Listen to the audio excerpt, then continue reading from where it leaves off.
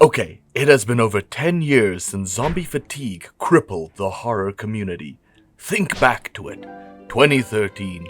Zombies, ghouls, the undead. The symbolic metaphor for mindless consumerism itself became mindless consumerism. But I think it's time we open up the floor to this topic again.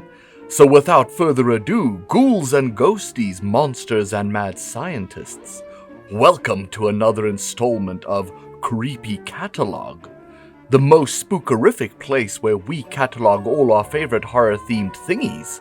I am your host, Be Normal. Now, sit back, relax, and enjoy the chronicling of 5 zombie-tastic video games that I think you should check out.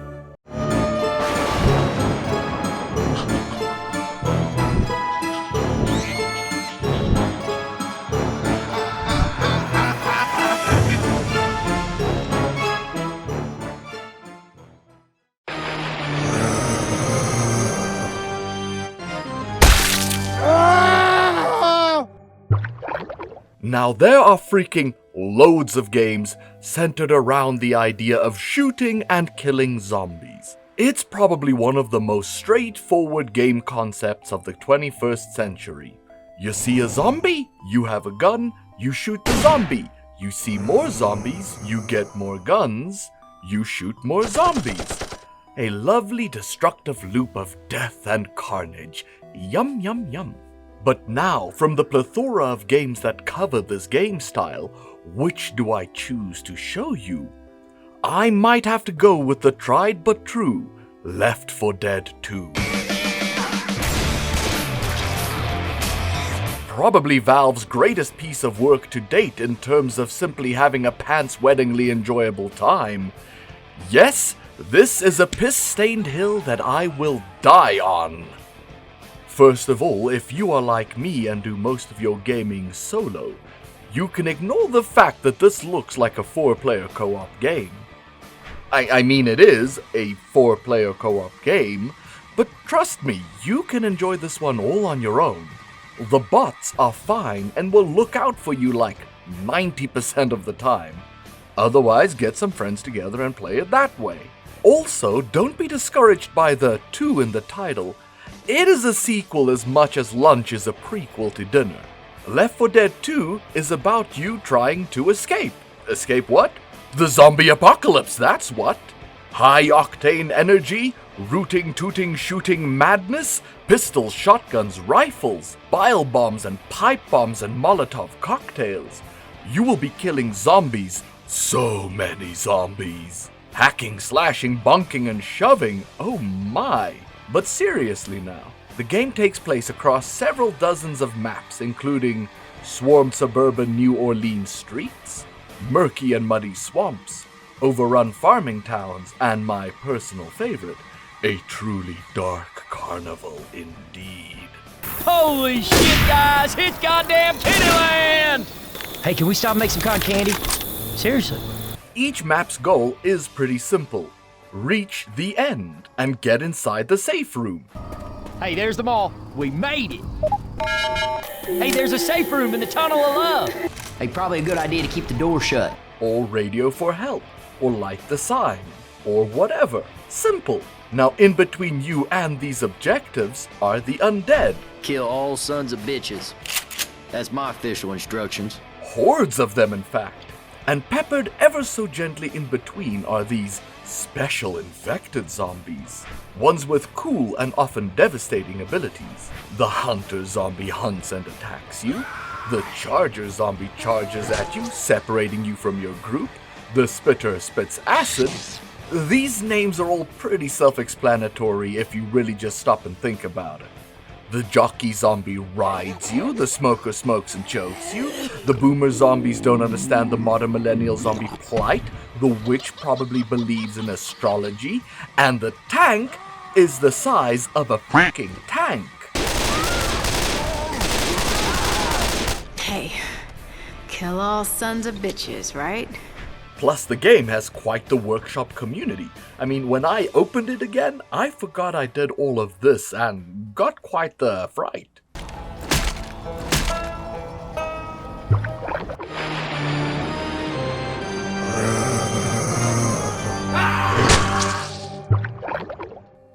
So I never played the Oregon Trail growing up, even if the dying of dysentery meme is a tale as old as time.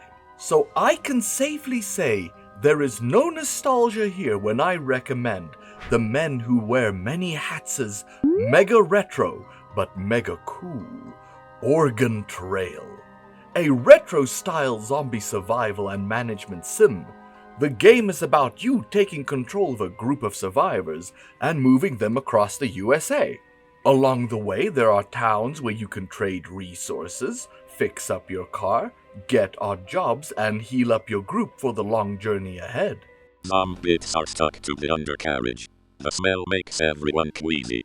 A bandit shoots out one of your tires and drives off. Big. Tom walks off to take a piss and comes back with a bite wound. Big. During gameplay, you will be making choices, such as in what manner are you leaving town? Are you taking a trade deal? How are you upgrading and maintaining your car, etc., etc.? But then there are also the top-down scavenge shooty survival bits.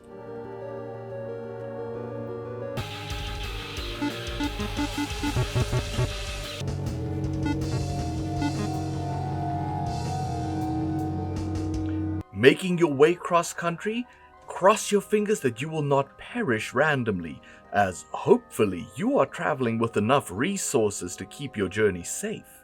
And along the way you will find little homages to horror movies of the past, discover cool tombstones, make tough decisions, encounter gangs of bikers, mow down hordes of the undead, maybe even encounter some special zombies, take down hostile raiders, and much, much more, all in the hopes of making it to safe haven.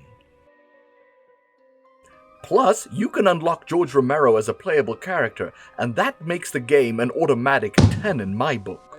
I thought it was terrific.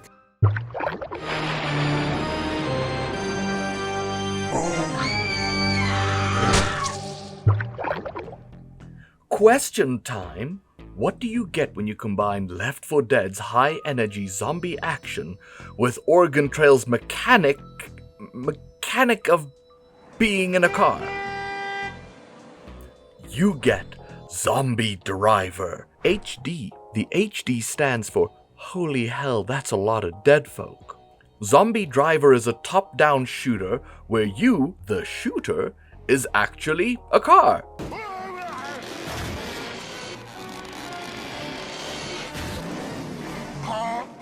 Okay, so you're actually a dude in a car, but you know what I mean.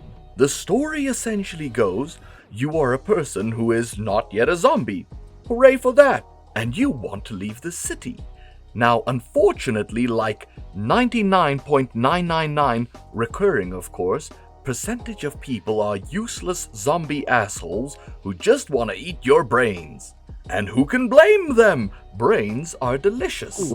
But there is hope, as a small number of people are still alive, mostly military, and with them, you work together to hopefully turn the tide of the apocalypse back in your favor. School is surrounded with zombies. Clear out the courtyard and check if there is anyone left alive in the building. Moments later.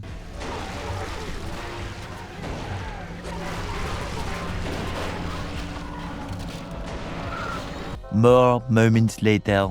If you really come to save us, the soldiers that came in the helicopter didn't try to rescue us. They were searching for something in the school basement, but we only heard their screams and they didn't come out.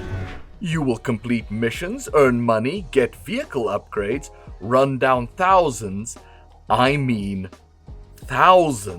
of zombies, do crazy zombie-killing city-saving tasks, do battle with gargantuan monstrosities, blow up nests, rescue survivors, and unlock new vehicles. My favorite is probably the military truck. I mean, it has ramming power, it's nice and weighty, has phenomenal momentum for sliding around the map.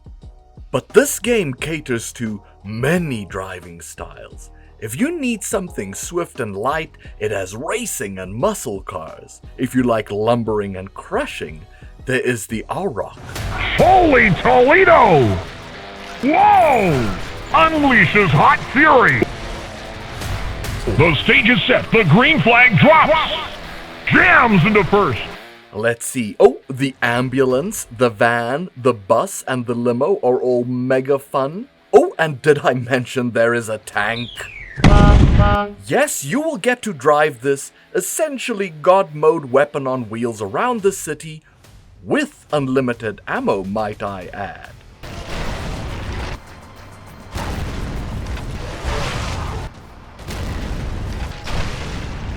Zombie Driver is a gore-tastic, corpse-grindingly, flesh-rendering thrill ride that you might just be missing out on.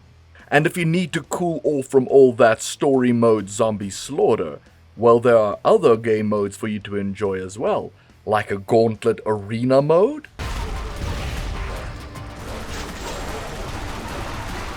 and a death race.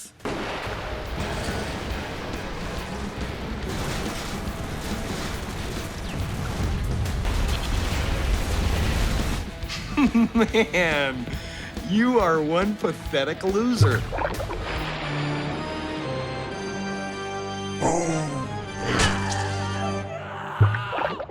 I firmly believe in the idea that video games can be art, and my 3 go-to examples are Silent Hill 2, Grim Fandango, and Stubbs the Zombie Rebel Without a Pulse.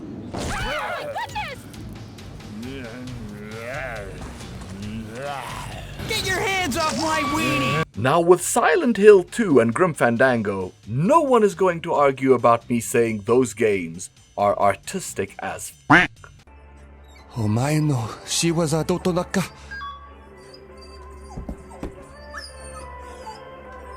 But now I have to convince you that a game that is about you playing as a salesman turned zombie, where you throw exploding organs, stun enemies with farts, mind control humans to be your meat puppet slaves, use your decapitated head as a toxic bowling ball, and most important, eat brains, is a game that is to be considered art? Order! Order! Honorable judge of the art court, I believe the evidence speaks for itself. Yes, I judge the art. Well, that was easy. Stubbs the Zombie is a wacky adventure where you play as the titular Stubbs, who does not have a pulse, i.e. is dead, and is also a rebel because they do not conform to the homogeneous vanilla flavor and way of being that is what is accepted in the dystopian city of Punch Bowl. It is Stubbs' goal, nay, duty, to eat as many brains as possible. My brain! Wreak as much havoc as inhumanely conceivable, cause shock and chaos wherever he treads, and bring forth a new dark age of the undead. Or just goof off and do zombie shit, I don't know. Don't eat me! No. There's something inside my brain! Stop! That's illegal. The game is of course comedy driven.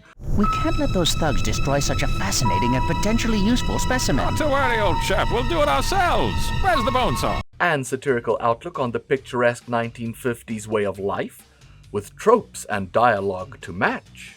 Welcome to Punch Bowl, a city built for the space age. Here in Punch Bowl, experimental science and state-of-the-art technology create a futuristic paradise the likes of which have never been seen. You'll face a variety of enemies, including regular city folks, hillbilly folks, science folks, cop folks, army folks, and barbershop folks. Stop eating that brain. Let this be a dream! The game is constantly showing you new and crazier ways to engage with the world around you, from vehicle sections, chainsaw battles, mind control, zombie horde mechanics, all the way to full-blown dance battles. And the soundtrack, do yourself a favor and check out this soundtrack. Rockabilly heaven! Although, be warned, or maybe be incentivized, depending on your outlook on life with that old half glass full, half glass empty thing. Stubbs is quite the stubby game, pun half-heartedly intended.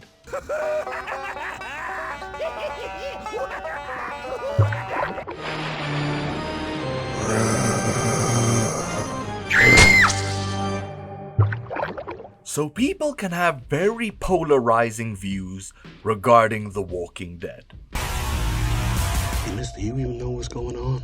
I woke up today in the hospital, and that's all I know. Things got crazy. I mean, that show went on for a long time, and I can't hold out that long. Oh, no. But I still absolutely love the first season of the show. Now, that being said, Telltale Games' The Walking Dead Season 1 is absolutely worth your time. Don't make me do this! Back in the long ago, Telltale Games, before the terrible fate that had befallen them, were of course starting to make a bit of a name for themselves in the world of puzzly narrative games based on pop culture IPs, and at the time were known by most people for their work on Tales of Monkey Island and Sam & Max Saves the World. The story of The Walking Dead revolves around you taking on the persona of Lee Everett and the fatherly role he takes on protecting a young girl by the name of Clementine. I'm not her dad. I'm her babysitter. Her parents are out of town. As you try and survive the zombie apocalypse through the choices you make, how you choose to act, treat and respond to your fellow survivors, who you save, and who you kill. Doug? We couldn't save her, could we? I don't think so. It happened pretty fast. I know it's stupid. Essentially, if you ever wanted to feel the emotional and mental turmoil that comes from the zombie apocalypse, well then this is the game for you. I don't envy you. I don't know how you have the strength to do this every day. The Walking Dead takes place across 5 episodes, each lasting roughly 2 or so hours, with your choices and actions carrying over to the preceding episodes. Controlling Lee, you essentially decide how much of a flawed hero he is, by doing either your best or your worst or something in between. Now, this style of gameplay isn't the most pulse-pounding, action-heavy experience on our list by a long shot, but I mean, it definitely has its pulse-pounding moments, although they are mostly quick-time events, and honestly in this kind of game, QTEs are completely fine. We're here for the interactive story after all, so it's kinda chill and kinda, for lack of a better word, easy, but that doesn't really matter, as the game absolutely makes up for its gameplay with its writing, performance, character, story, and style. Killing is bad no matter what.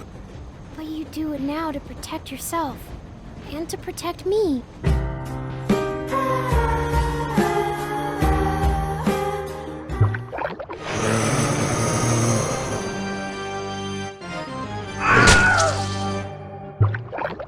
And there you have it.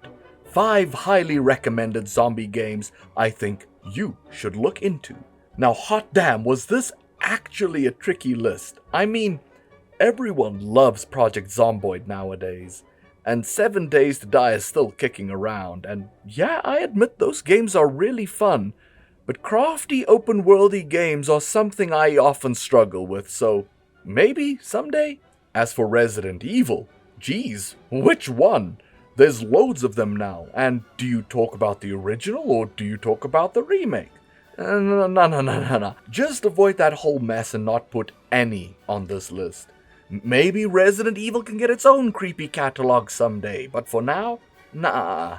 Anyway, that was this installment of Creepy Catalog, here with me, Be Normal.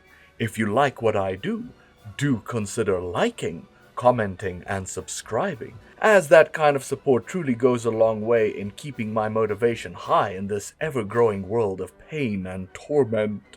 But no matter what, I will spook to you again soon.